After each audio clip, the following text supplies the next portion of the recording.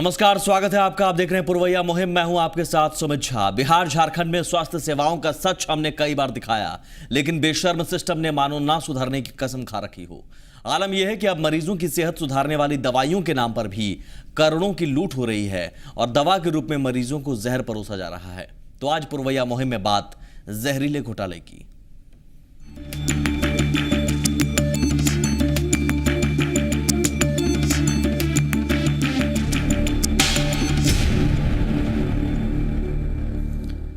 बिहार झारखंड में किस तरह जहरीला घोटाला हो रहा है, इसकी बानगी बिहार झारखंड के कई जिलों में आपको देखने को मिल जाएंगी। कहीं अस्पतालों में लाखों की दवाइयां मरीजों को देने के बजाय कूड़े के ढेर में फेंक दी जाती हैं, तो कहीं गलत स्टिकर लगाकर सप्लाई की जाती है और कहीं प्रतिबंधित दवाइयां बाजार में धड़ल्ले से बिक रही हैं। देखिए रिपोर्ट।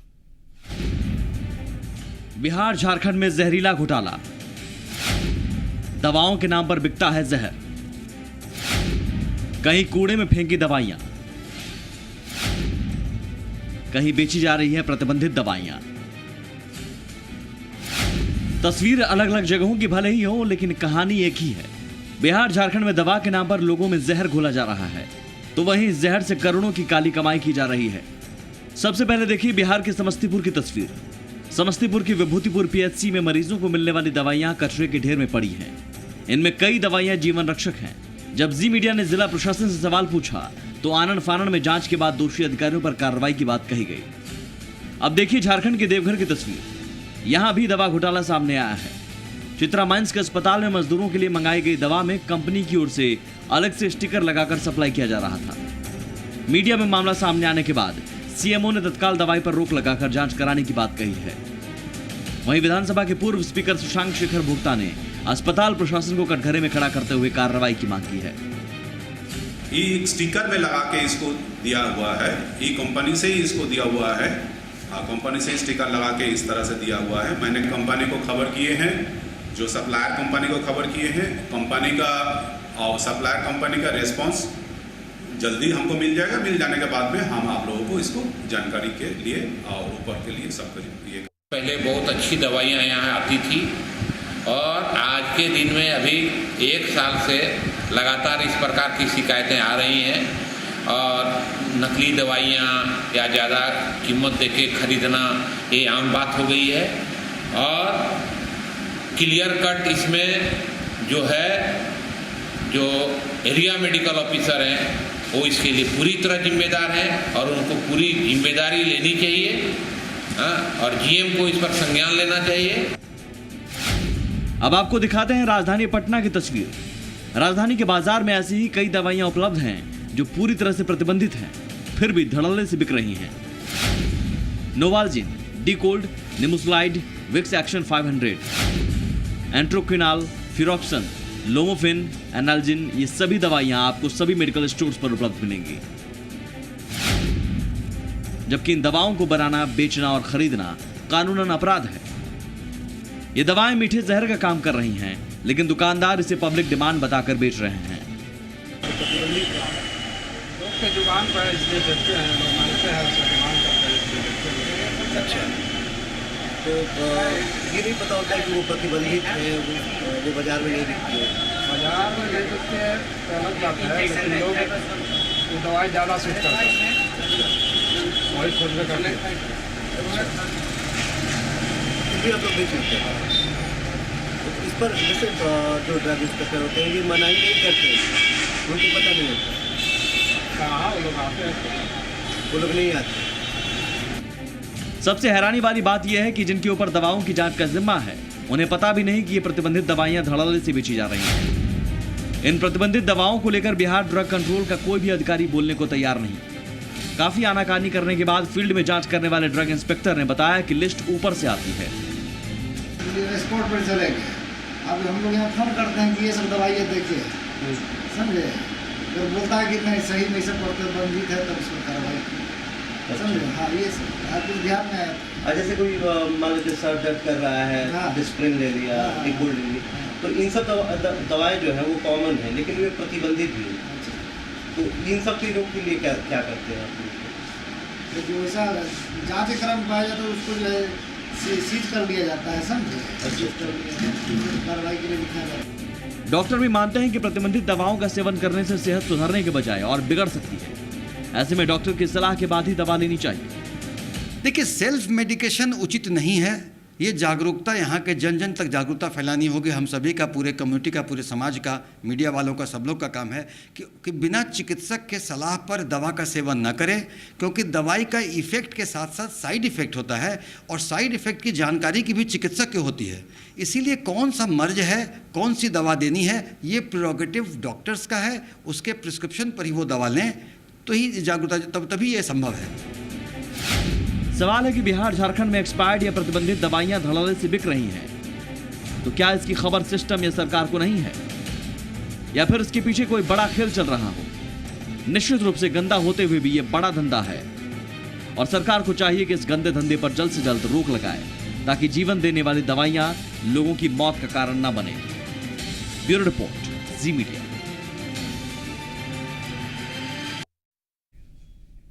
हालात ये है कि हम आप दवा खरीदने जाते हैं, लेकिन कई बार वो दवाइयाँ प्रतिबंधित हैं या नहीं जानकारी हमें होती नहीं, लेकिन इस बात की जानकारी ड्रग कंट्रोलर को है, लेकिन फिर भी धड़ल्ले से वो प्रतिबंधित दवाइयाँ बेची जाती हैं। और अस्पताल में भी कई ऐसी दवाइयाँ हैं जो एक्सपायरी डेट जिनकी हो जाती है तब भी वो वहाँ पर रखी रहती हैं, बेची जाती हैं, या फिर कई बार दवाइयों के नाम पर घोटाला भी होता है। और आपने देखा होगा तस्वीर समस्तीपुर में कैसे कचरे के ढेर में दवाइयाँ फेंकी गई। हमारे साथ तमाम मेहमान भी जुड़ेंगे, लेकिन इस वक्त रांची से हमारे साथ हैं वरिष्ठ संवाददाता संतोष। संतोष, क्या झारखंड में कितने बड़े पैमाने पर इस तरह का जहरीला घोटाला हो रहा है दवाइयों के नाम पर, और जिसके जरिए मरीजों की सेहत के साथ खिलवाड़ होता है? देखिए, झारखंड में दवाइयों के नाम पे जिस तरीके से घोटाला हो रहा है, इसमें सबकी संलिप्तता शामिल है।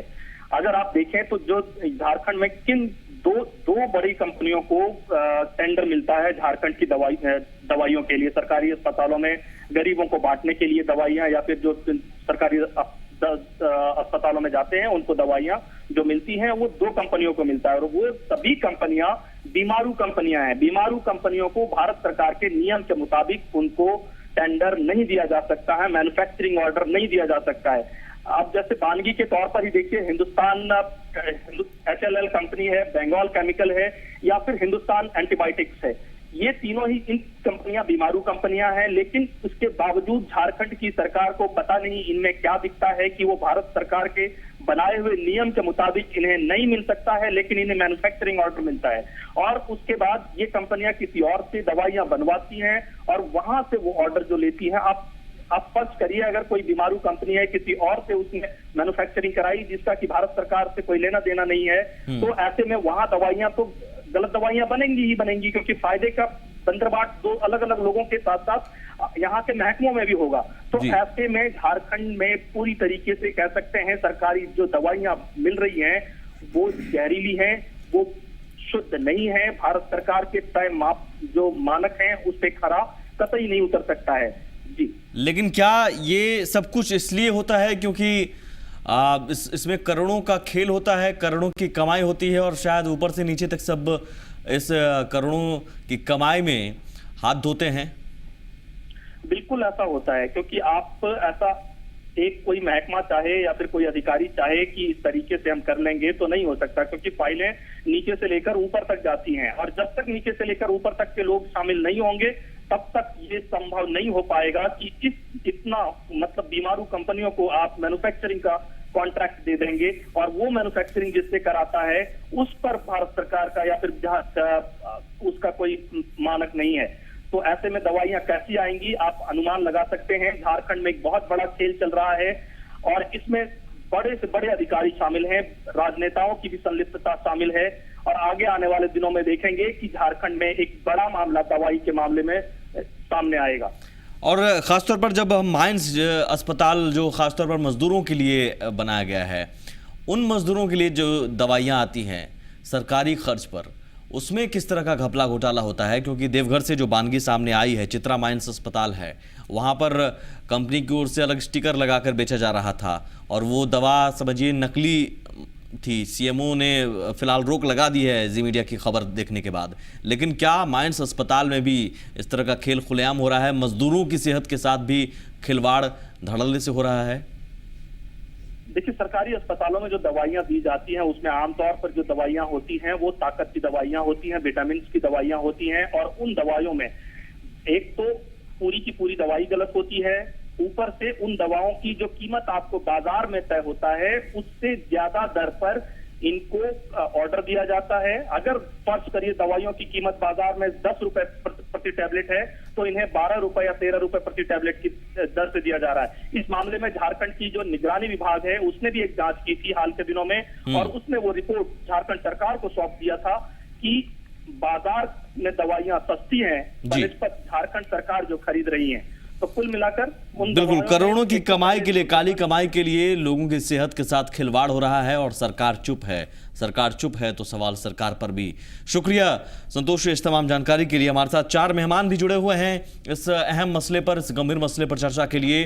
पटना स्टूडियो में हमारे साथ मौजूद है डॉक्टर सुनील सिंह और साथ में रंजीत मिश्र जी हमारे साथ हैं, सामाजिक कार्यकर्ता। स्वागत है सर आप दोनों मेहमानों का। रांची स्टूडियो में हमारे साथ हैं वैजनाथ कुमार, सामाजिक कार्यकर्ता हैं, और डॉक्टर विनय कुमार माहेश्वरी हैं। सबसे पहले मैं झारखंड ही चलूंगा, अभी झारखंड की ही चर्चा हो रही थी।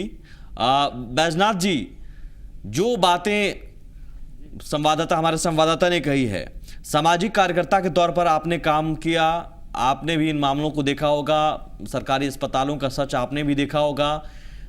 क्या ऊपर से नीचे तक मिली भगत आपको भी नजर आई या चंद मामलों में आपके हाथ सबूत भी लगे ऐसे?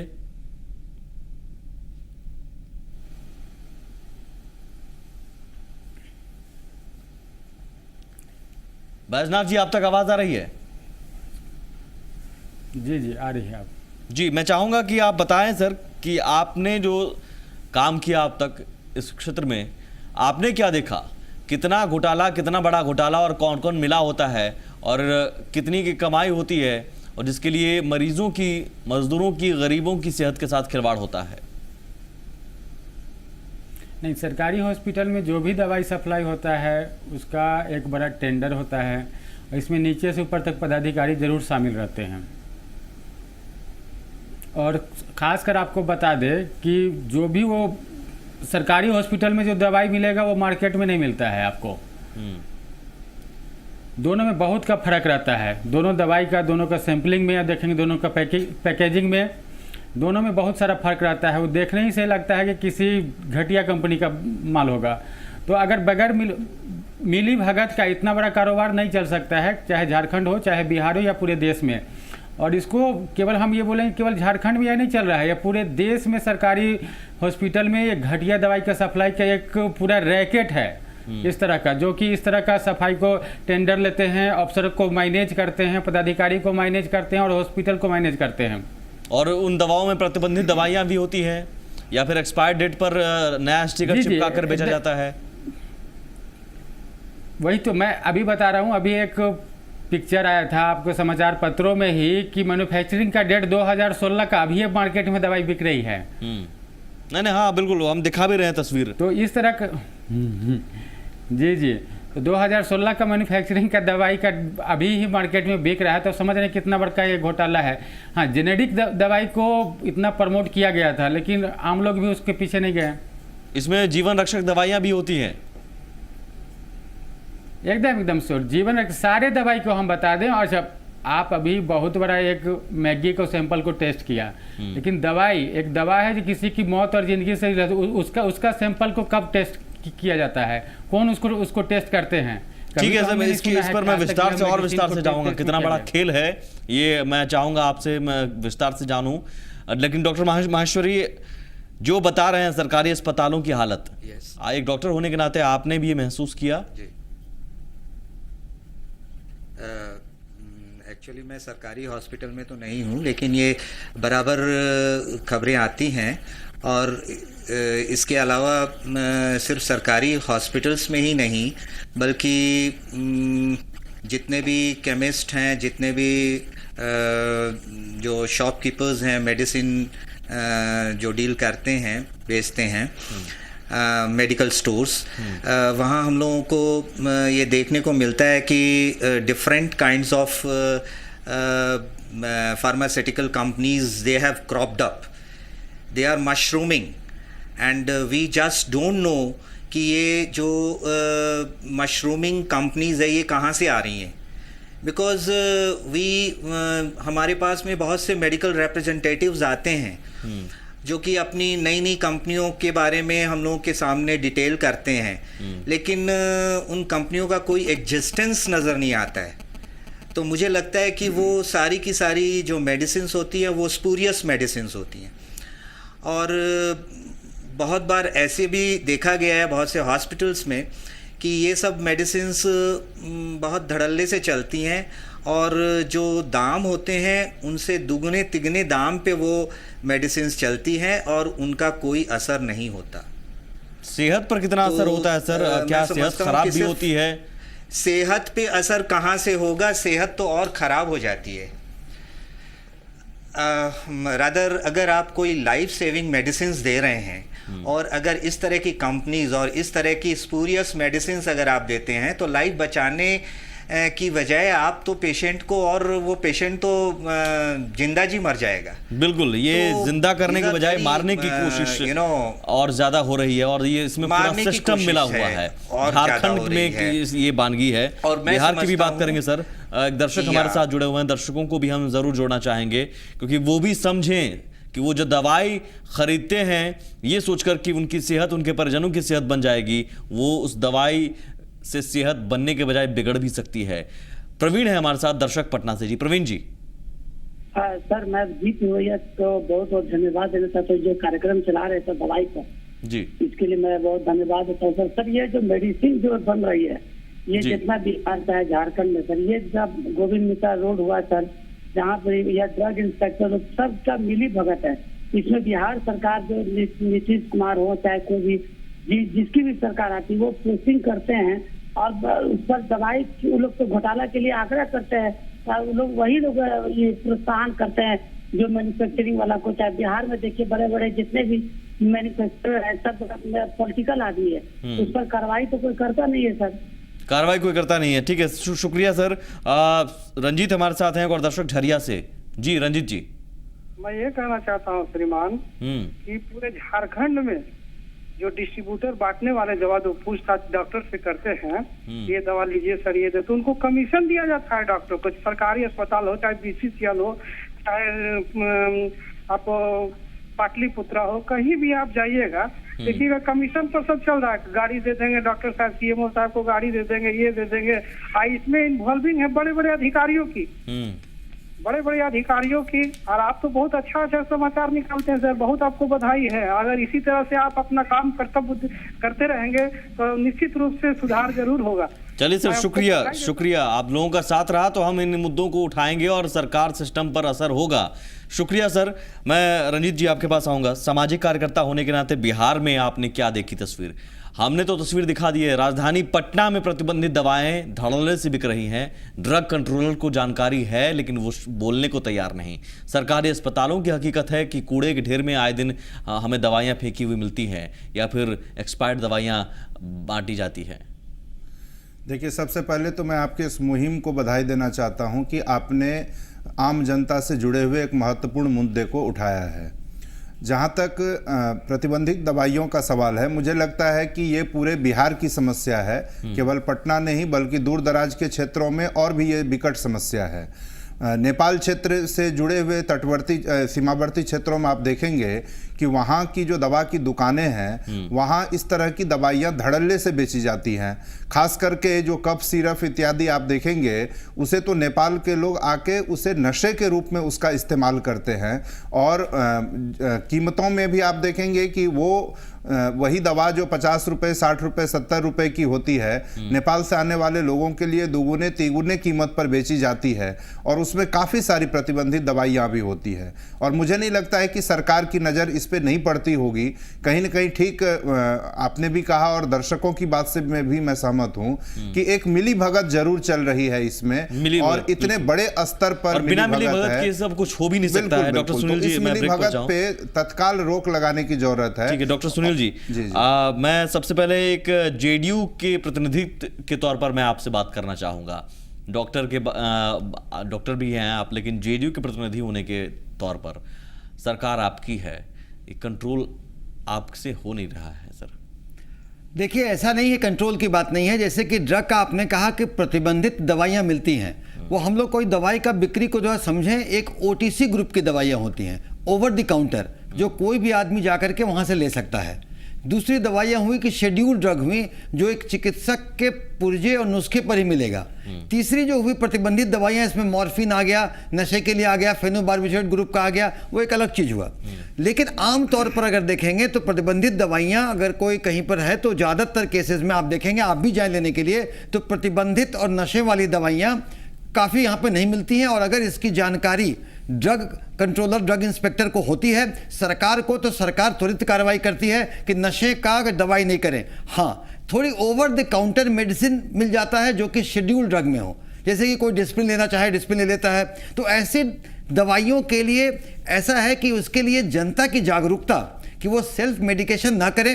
अगर कुछ तकलीफ होती है तो वो चिकित्सक से परामर्श लेकर के उसके बाद ही दवाइयाँ लें, इसके बाद ये कर लें। इसलिए इतनी बड़ी वो समझ यहाँ लेकिन सर, जब चिकित्सक से भी परामर्श करने के बाद, सरकारी अस्पतालों की मैं बात कर रहा हूँ, वहाँ भी परामर्श करने के बाद जब दवाइयाँ सरकारी अस्पताल से जो मिलती हैं, जो यहाँ पर आपने भी सुन रहे हैं, जो घटिया कंपनी के द्वारा प्रोवाइड की गई दवाइयाँ मिलती हैं, उससे कितनी सेहत सुधरेगी सर और कितनी बिगड़ेगी? देखिए, जो आपने अभी दवा की दिखाई, ये फुटेज झारखंड की थी। झारखंड की भाजपा सरकार दवा घोटाले नहीं, बिहार की भी दिखाई सर। समस्तीपुर में कचड़े के ढेर में दवाइयां फेंकी गई और वहां भी एक्सपायर्ड दवाइयां बिक रही थी। देखिए, मैं छोटा सा ब्रेक लेता हूं सर, मजबूरी है। के ढेर में नहीं, वो जो स्टॉक में था। नहीं, मजबूरी है, छोटा सा ब्रेक लेता हूं। मधुबनी की भी तस्वीर आई थी सर कि 2016 का मैन्युफैक्चरिंग दवाइयां बिक रही हैं, तो यहाँ भी चीजें वही है जो झारखंड में है। एक छोटा सा ब्रेक।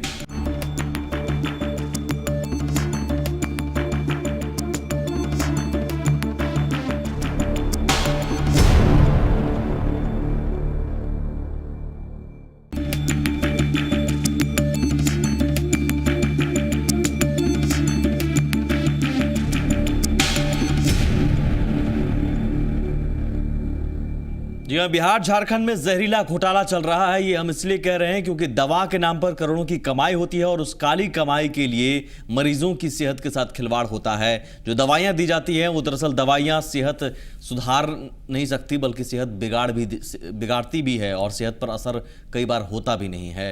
या फिर हम यूँ कहें कि मरीजों के शरीर में जहर घोला जाता है दवाइयों के नाम पर। कई ऐसी वानगी देखने को मिली है और यहाँ पर तमाम जो मेहमान मौजूद हैं वो भी इस बात को स्वीकार कर रहे हैं। दर्शक भी हमारे साथ जुड़ रहे हैं। धनबाद से हमारे साथ इस वक्त मौजूद हैं अनिल जी। अनिल जी, हेलो जी सर, कहिए। अनिल कुमार धनबाद से बोल रहा हूँ जी। हेलो जी, मैं एक बात बोलना चाहता हूँ। आपके पैनल में डॉक्टर भी बैठे हैं और वो लोग भी दवा प्रिस्क्राइब करते होंगे।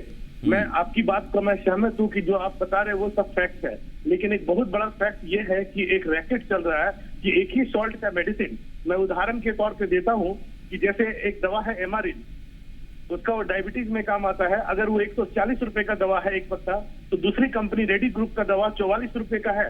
ये जो डकैती कर रहे हैं डायबिटीज पेशेंट के साथ, ये कैसे कर रहे हैं? दोनों बड़ी कंपनी है, दोनों बहुत बड़ी कंपनी है, इंडियन मल्टीनेशनल है, लेकिन एक 44 रुपए में बेच रही है और 140 रुपए में बेच रही है 10 गोली। और डॉक्टर ज्यादा लिखना पसंद करते हैं 144 वाले। क्या वो उनको ये समझ में नहीं आता है कि जो पेशेंट डायबिटीज का पेशेंट है, वो महीने में अगर 3 पत्ता खा रहा है तो उसके 300 रुपए या उसको लगभग 250 रुपए वो लूट रहे हैं और वो डॉक्टर को शर्म नहीं आती। और आज अगर इन पर जो आक्रमण होता है, हम भी प्रैक्टिस में प्रोफेशनल है, हम लोग भी देखते हैं कि इन डॉक्टर ये लोग कर क्या रहे हैं। ऐसी ऐसी दवाई ये लोग लिखते हैं जिसमें शर्म आती है कि दूसरे काउंटर में मिलेगा नहीं। पैथोलॉजी को ये लोग रेफर करते हैं कि आप वहां जाइए।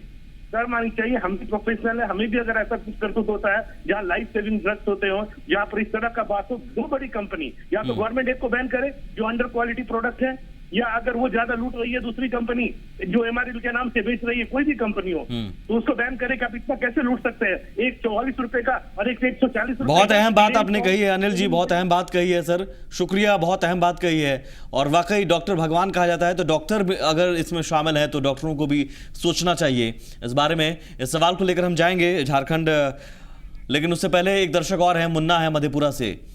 जी मुन्ना जी। सुमित, अभी आप लोगों को 4 मेहमान आपके स्टूडियो में बैठे हुए हैं जी। आप प्रोग्राम चला रहे हैं, बिहार में दवा के नाम पर लोगों को जहर मिल रहा है।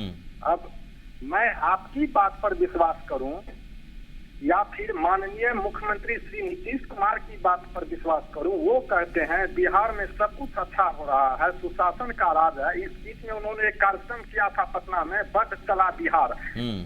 कार्यक्रम अभी चलेगा जी, ये कार्यक्रम चलेगा, वही बात मैं कह रहा हूँ। हाँ। मैं आपके पैनल में बैठे यूनाइटेड के श्री सुनील कुमार सिंह जी से पूछना चाहता हूँ, आप इस प्रोग्राम में आए हैं, सारी बातों को आप सुन रहे हैं, दर्शकों की आवाज को आप सुन रहे हैं, आपके मुख्यमंत्री सुनते हैं या नहीं? आप में यदि हिम्मत है तो मुख्यमंत्री को कहिए, नहीं तो आगे में चुनाव है। बिल्कुल सर, आप रहिए, सुनील जी जवाब देते हैं, सुन लीजिए। जी सुनील जी। देखिए, ऐसा है कि मुख्यमंत्री जी जो बोल रहे हैं वो पूरा संवेदनशील मुख्यमंत्री हैं और सरकार भी अपनी जगह काम कर रही है। जो आपके मन में शंका शुभा है तो वो शंका शुभा को अपना आप एक जागरूकता से ठीक कर सकते हैं। जैसे कि दवा के मामले में अगर यहाँ पे जो थोड़ा दवा में कोताही बरती गई उसके लिए इंक्वायरी करके बड़े से बड़े अधिकारी को दंडित किया गया। अगर आप वो उस तरफ देख रहे हैं तो ये भी देखें। और एक जीवन में मुझे बताइए सर, जागरूकता ठीक है, जागरूकता वो भी सरकार चली, जिम्मेदारी सरकार की है कि जागरूकता फैलाए, क्या वो जिम्मेदारी कर रही है सरकार पूरी? देखिए, और दूसरी बात सर ये भी कि अगर प्रतिबंधित दवाएं, एक्सपायर्ड दवाएं या फिर कमीशन का खेल चल रहा है, जो कि आप भी मान रहे हैं सर, आपको भी मानना होगा क्योंकि ये चीजें हर जगह है। नहीं, मैं उनके डॉक्टरों पे कमीशन के खोरी का आरोप का मैं खंडन करता हूं। इस तरह का सुओ मोटो चार्जेस जो अभी आपके एक दर्शक ने लगाया, मैं उनके ओपिनियन को जो भी करते हुए कह रहे थे कि प्रैक्टिस नहीं, वो उन्होंने आरोप लगाया। ये कमीशन खोरी का सुओ मोटो आरोप उचित नहीं है। सारे चिकित्सकों को उस श्रेणी में डालना उचित नहीं है। सभी को नहीं है, सभी डॉक्टरों को उन्होंने नहीं डाला है। सुमित जी, मैंने भी सुना, मैं बिहार मेडिकल काउंसिल के एथिक्स कमेटी का मेंबर भी हूं। जो शिकायतें इस तरह की आती हैं, उसको मैं शिकायतें इस तरह की आती हैं कि किसी चिकित्सक का अगर किसी ड्रग कंपनी से वैसा रिलेशन है तो वो चिकित्सक दंडित किए जा रहे हैं, सस्पेंड भी किए जा रहे हैं उनके रजिस्ट्रेशन पे। लेकिन आपके जो जागरूक दर्शक हैं इस बात का संज्ञान बिहार मेडिकल काउंसिल में भी कर सकते हैं, वो भी एक फोरम है। लेकिन ये बताइए सर, सरकारी अस्पताल में जो घटिया क्वालिटी की दवाइयां मिल रही हैं, बिक रही हैं, जो घटिया क्वालिटी की कंपनियों के साथ साठगांठ के बाद उन दवाइयों का क्या करें? अस्पताल से ही तो दवाई खरीदेंगे और वो मिली भगत के साथ ऐसी दवाइयां मिलती हैं। सुमित जी, जो आपने फुटेज दिखाए वो सारे मामले झारखंड के थे।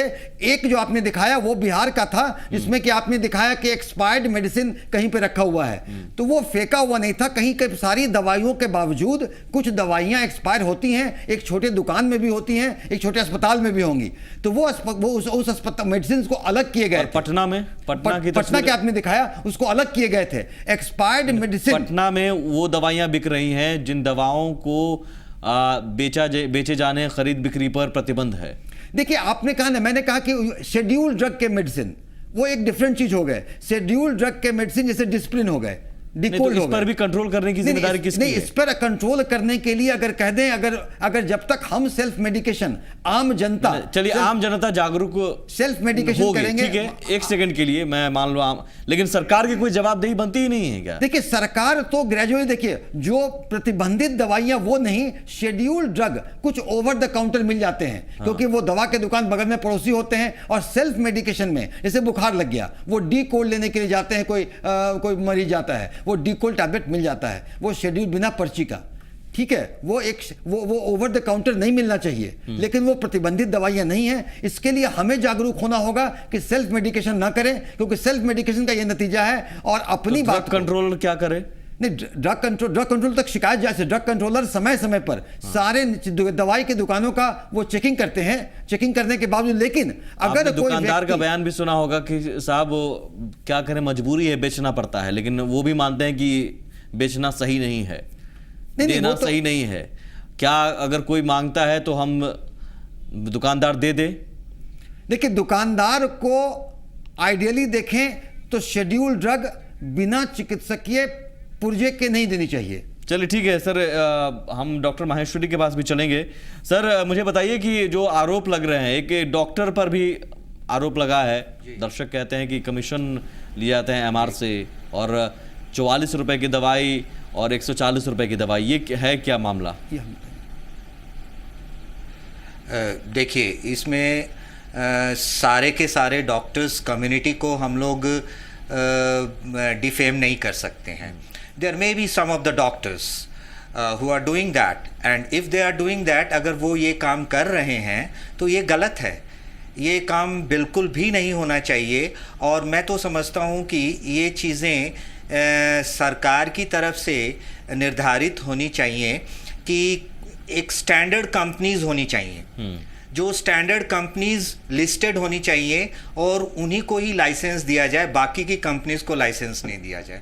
दूसरी चीज़ है कि particular products, there are so many products, बहुत से मॉलिक्यूल्स होते हैं और उन मॉलिक्यूल्स में दाम जो होते हैं, उनके कॉस्ट जो होते हैं वो फिक्स्ड होने चाहिए.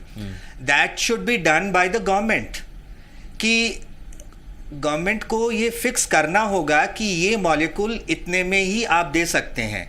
और सारी की सारी कंपनियां, जिन कंपनियों को लिस्टेड करना है गवर्नमेंट को, उनके पास भी ये संज्ञान जाना चाहिए कि आप इससे ज्यादा ये नहीं दे सकते. तो जाहिर सरकार की हमारे पास भी दर्शक हमारे साथ जुड़े हैं. ठीक है, ये सरकार की बनती है. दीपक हमारे साथ आ रहा है से हैं. जी दीपक जी. ऐसा जो 3 डॉक्टर लोग बैठे हुए समाधि कार्यकर्ता भी हैं. जी हेलो जी. 3 डॉक्टर बैठे हुए लगता है, मगर ये जो कह रहे डॉक्टर साहब, अधिकतर देखा जाए जो डॉक्टर एमआर जो आते हैं उनसे बड़े बड़े डिमांड करते हैं, तभी उनका दवा लिखा जाता है. और सदर अस्पताल की बात करें तो सदर अस्पताल पहले एक बार याद है हमको, इनके डीएम थे यहाँ पर आरा में जी, एक बार बहुत बड़े करवाई उसकी डॉक्टर, आज मेडिकल से आज मिठाई का दुकान खोल दिया है सदर अस्पताल के सामने. अब वो ऐसा करवाई नहीं रखी, सब पैसे पर बिके हुए हैं. डॉक्टर लोग भी एमआर के ही मार्फत दवा देते हैं और जरूरी दवा तो हर जगह मिलेगी. इस पर कोई प्रकार की कार्रवाई नहीं होती है, यही मेरी बात कर रहा है. चलिए सर, शुक्रिया. उपेंद्र जी हैं पटना से, एक और दर्शक रेगुलर कॉलर हैं. जी उपेंद्र जी. देखिए सर, मैं भारत की जनता, बिहार की जनता से ये जानना चाहता हूँ कि वाकई भारत और बिहार की जनता स्वतंत्र है या गुलाम है. यहाँ पर गुलाम कहने का मतलब ये है कि सिस्टम द्वारा, सरकार द्वारा जनता गुलाम है, क्योंकि कभी भी जनता को इंसाफ नहीं मिलता है. जितना भी गलत करने वाले आदमी है वो पैसे के बल पर जो है, हेलो जी जी अपनी बात रखिए सर.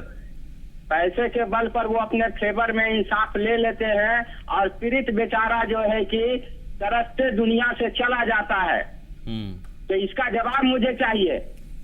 जवाब बिल्कुल सर, यहाँ हम भी लेने की कोशिश कर रहे हैं, लेकिन डॉक्टर्स होने के नाते सुनील जी जवाब दीजिए. एक जेडीयू, 1 मिनट के लिए भूल जाइए कि जेडीयू के प्रतिनिधि हैं. डॉक्टर होने के नाते जो आम जनता है जिसका दर्द आप सुन रहे हैं, इस मुद्दे पर करीब करीब हर जिले में, हर प्रखंड में, हर गांव कस्बे में हर लोगों के पास दर्द है कि भैया दवाओं के नाम पर लूट हो रही है. देखिए, आम जनता से हमारा कहना है कि चिकित्सक और मरीज में एक विश्वास का रिश्ता होता है. जिस दिन ये विश्वास चला जाएगा, वो एक बड़ी सी एक समाज में एक अजीब सी सिचुएशन आ जाएगी. तो जब आप इलाज करते हैं तो चिकित्सक पर भरोसा रख के इलाज करते हैं. सरकार क्या करे सर, सरकार क्या करे, सरकार क्या उसी के तहत, जैसे कि आपके मन में कुछ शंका सुबह है तो मैं क्लियर कर दूं. जैसे कि दवाई के दाम पर का है, तो दवाई के नेशनल फार्मा प्राइसिंग अथॉरिटी एक दवा के दाम को रेगुलेट करने के लिए एक अथॉरिटी है. फिर भी अगर 2 कंपनियों के दवाई में अंतर होता है तो उसके पीछे के थोड़ी पृष्ठभूमि जाने, अदरवाइज मन में कंफ्यूजन पड़ा जाएगा. वो होता है, कुछ दवाइयाँ किसी कंपनी के रिसर्च प्रोडक्ट होते हैं जिसके R&D, रिसर्च एंड डेवलपमेंट करके वो मॉलिक्यूल लाते हैं, तो उस पर जो R&D का खर्च होता है वो भी दवाइयाँ पर आता है. दूसरा कंपनी सीधा दवाई का मॉलिक्यूल ले लेता है. तो इस कारण से थोड़े बहुत दवाई में दाम में फर्क होता है. और चिकित्सकों पे आप जब विश्वास करते हैं तो पूरी विश्वास के साथ करें. सरकार पर विश्वास कैसे करें सर? सरकार ने अगर लूट का खेल चल रहा है तो सरकार ने पूरे नियम बना रखे हैं, पूरे नियम बना रखे हैं. क्या नियमों का पालन होता है रंजीत जी? देखिए डॉक्टर साहब के एक बात से मैं सहमत नहीं हो पा रहा हूं कि जैसे आप देखते हैं कि गिरावट समाज के कई क्षेत्रों में है, उसी तरह सभी चिकित्सक नहीं लेकिन काफ़ी चिकित्सक ऐसे हैं जिन्होंने इस पेशे को बदनाम भी किया है. आप देखेंगे कि ये प्रतिबंधित दवाओं का तो एक मुद्दा है, उसके अतिरिक्त भी अगर आम जनता की दृष्टि से देखें तो आप किसी भी इलाज के लिए जाएं, एक तो सरकारी स्तर पे जो इलाज उपलब्ध होना चाहिए बिहार में या भारत में, वो दुर्भाग्य से नहीं उपलब्ध है। लोगों को कहीं ना कहीं प्राइवेट की ओर रुख करना पड़ता है, और जब प्राइवेट चिकित्सा की ओर रुख करते हैं आप, तो वहां का दृश्य और भी डरावना होता है, क्योंकि आपको बराबर भय दिखा के आपके इतने अधिक पैसे उसमें खर्च करवाए जाते हैं जिससे आम जनता की कमर टूट जाती है। मुझे लगता है, और जिस समय में आपको वह भय दिखाया जाता है, तो अगर आप किसी परिवार के सदस्य को लेके जाते हैं और कहा जाता है कि यह टेस्ट भी करवा लीजिए, इसकी भी आशंका है, यह टेस्ट भी करवाएं, इसकी भी आशंका है, तो फिर आप उसे मना नहीं कर पाते हैं। तो बहुत सारे ऐसे चिकित्सक जरूर हैं जिन्होंने इस पेशे को बदनाम किया है, और जिस विश्वास के रिश्ते की डॉक्टर साहब बात कर रहे हैं उसकी मैं भी कदर करता हूं। कहीं ना कहीं उस विश्वास पर खतरा, कहीं उस विश्वास पर खतरा उत्पन्न हो रहा है, और मुझे लगता है कि चिकित्सकों को इसका विशेष तौर पे ध्यान रखने की बैजनाथ जी, जरूरत मुझे बताइए सर, झारखंड में क्या इस मसले को लेकर भी आप देख पा रहे हैं जो ये मसला उठाया, एक दर्शक ने उठाया, उसके बाद एक डॉक्टर भी एमआर के साथ मिलकर दवाइयों को लिखने में या फिर दवाइयों को बताने में एक मिली भगत होती है कि साहब ये दवाई लीजिए, और इसलिए लीजिए क्योंकि उनके एमआर से सांठगांठ होती है। जी एकदम, सभी जितने डॉक्टर के क्लिनिक है, मरीज के साथ बाहर में आपको एमआर बैठे हुए नजर आएंगे, और साथ में डॉक्टर साहब का विदेश टूर आप देखिएगा। ये सारे दवाई कंपनी के द्वारा ये विदेश के टूर पे जाते हैं, गर्मी छुट्टियों में छुट्टी मनाने जाते हैं, और सरकार पैकेज मिलता है उनको कंपनियों की तरफ से। और सिस्टम क्या करता है? सिस्टम कुछ नहीं, हाथ पर हाथ धरे बैठा है। आप देखेंगे जितना राशन दुकान है उतना ही मेडिसिन का दुकान है, और एक ड्रग कंट्रोलर कितने को चेक करे?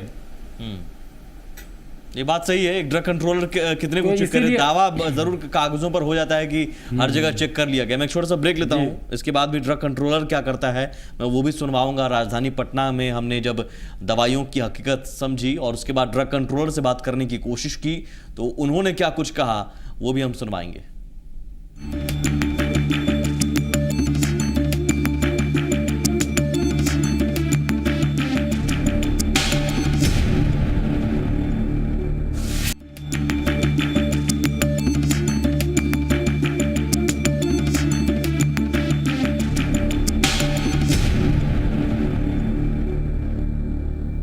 और प्रतिबंधित दवाओं को लेकर बिहार ड्रग कंट्रोल में कोई भी बोलने को तैयार नहीं। जी मीडिया की टीम जब फील्ड में जांच करने वाले ड्रग इंस्पेक्टर से मिलने गई तो कोई भी इस बाबत जानकारी देने को तैयार नहीं था। बहुत कोशिश के बाद ड्रग इंस्पेक्टर ने बताया कि लिस्ट ऊपर से आती है और उसमें जो दवाइयां होती हैं उसको बाजार से हटा दिया जाता है। सब जानकारी बताया तो ठीक रहेगा। सचिवालय में जाते हैं क्या? सचिवालय में जो वहाँ पर अपना डीसी ऑफिस है वहाँ वो सब चीज़ तो अधिकारी उनसे भी बढ़िया से बता रहे हैं। सेक्रेटरी तो इसलिए शायद सेक्रेटरी है ना, इसलिए नहीं गया हम सीधे इधर ही, क्योंकि हमको फील्ड में अवेयरनेस एक न्यूज़ फैलाना है। हाँ कि लोग ये प्रतिबंधित दवाओं पर, जैसे कॉमन दवाएं होती हैं कुछ जो प्रतिबंधित होती हैं लेकिन लोगों के जुबान पे चढ़ा रहता है कि भाई सर दर्द है तो डिस्प्रिन खा लो और सर्दी है तो डीकोल ले लो, तो लेकिन ये दवाएं शायद प्रतिबंधित। देखिए सभी मात्रा पर ना है, किसी दवा मात्रा कम जैसे रहता है जिससे इफेक्ट बढ़ता है। तो लिस्ट वगैरह रहना चाहिए, समझे जो बताए। अभी जो आप लोग तो इसको फ्लैश कीजिएगा तो गलत मैसेज ना चला रहा है, इसलिए करेंगे अधिकारी स्पॉट पर चले गए। अब हम लोग यहाँ फोन करते हैं कि ये सब दवाइयाँ देखिए, समझे, अगर बोलता है कि नहीं सही में सब पढ़ते बंदित है तब उसको कार्रवाई, समझे। हाँ ये सब कुछ ध्यान में है। जैसे कोई मान लीजिए सर दर्द कर रहा है, डिस्प्रिन ले लिया, डिकोल ले लिया, तो इन सब दवाएं जो है वो कॉमन है लेकिन वे प्रतिबंधित भी है। तो इन सब चीज़ों के लिए क्या करते हैं आप? जो ऐसा जाँच के क्रम पाया जाता है उसको जो है सीज कर लिया जाता है, समझे, कार्रवाई के लिए। जांच किस तरह की होती है ये भी उन्होंने बताया, और हालांकि बोलने में ही आनाकानी, कोई बोलने को तैयार नहीं। रंजित जी, क्या हकीकत है क्या? सरकारी अस्पतालों की बात करें या फिर खुले बाजारों में बिकने वाली दवाइयों की?